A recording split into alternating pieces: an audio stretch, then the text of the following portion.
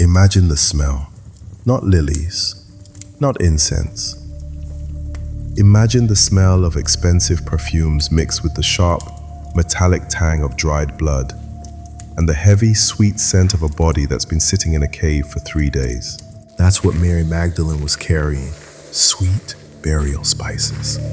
She wasn't going to a celebration. She was going to do the one thing humans have been doing since the beginning of time, managing the mess of death. But when she gets there, the heavy stone, a piece of rock weighing several tons, isn't just moved, it's discarded. And the body?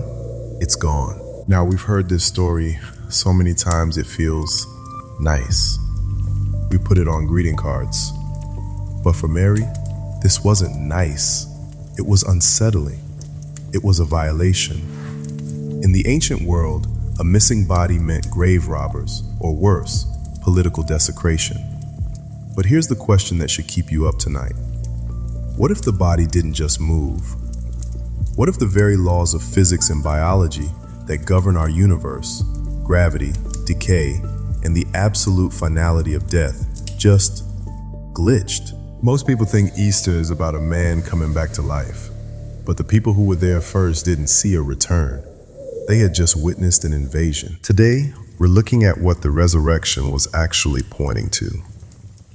Because it wasn't just a miracle, it was the beginning of the end. We have to clear something up. If Jesus just came back to life, he would have eventually died again. That's what happened to Lazarus. Lazarus was resuscitated. He still had to buy a second coffin eventually. But that's not what happened here. When the disciples finally get to the tomb, they see the linen wrappings lying there, not unwound, not tossed aside like someone who struggled out of bed. They were collapsed, like the body had simply vacated the space without disturbing the fabric. Why does this matter? Because the resurrection wasn't a reset to the way things were. It was the birth of a new creation. In the first century, if you said the resurrection, people didn't think of an individual. They thought of the end of the world. They thought of the moment God would finally fix everything. So when Mary sees Jesus and thinks he's the gardener, she isn't just making a mistake. She's accidentally stumbling onto the biggest theological punchline in history. This brings us to our first lesson. The garden is a prototype. Think back to the very beginning of the Bible, the first garden, the Garden of Eden, the place where humanity supposedly fell together with the world. Jesus is buried in a garden.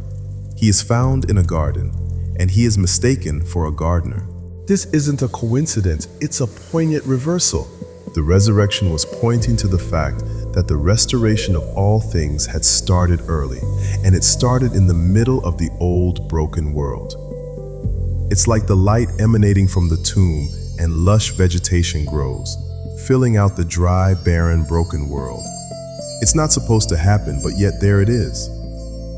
The resurrection says that God isn't planning on destroying the world and taking us somewhere else. He's planning on reclaiming this one.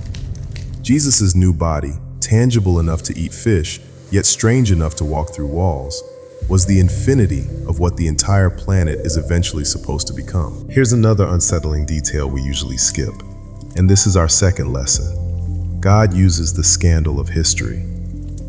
In the first century, the testimony of a woman was legally worthless. If you were making up a religion in the year 33 AD and you wanted people to believe your miracle, the last person you would cast as your primary witness is Mary Magdalene. You'd pick a priest, a Roman centurion, someone with clout. By choosing Mary, the resurrection was pointing to a complete collapse of the old power structures. So why start with the unreliable?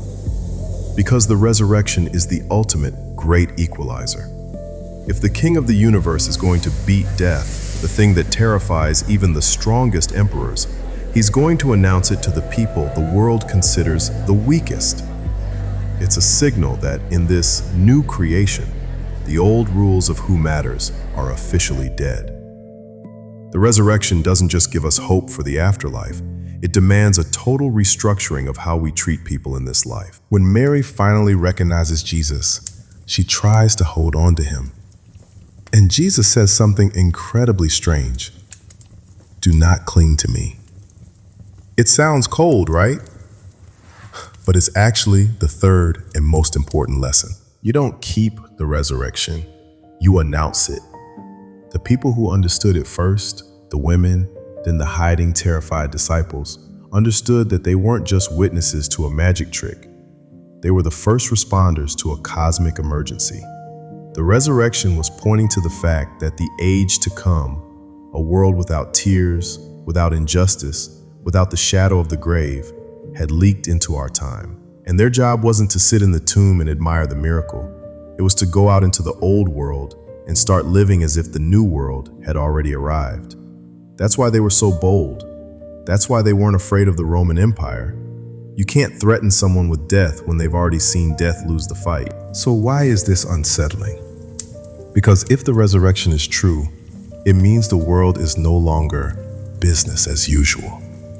It means that the cruelty, the decay, and the way things have always been are now on a timer. Everyone knows Easter's about the resurrection, but now you know what it was pointing to. It was a flare shot into the dark sky of history. It signals that the rescue operation has begun. The tomb wasn't just empty, it was a doorway. And once that door was opened, it could never be shut again. The question isn't whether a man walked out of a grave 2,000 years ago.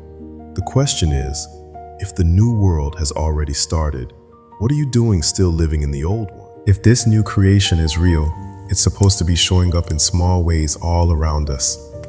I want to hear from you. Where have you seen a glitch of hope or beauty in a place where it shouldn't belong? Let's talk about it in the comments.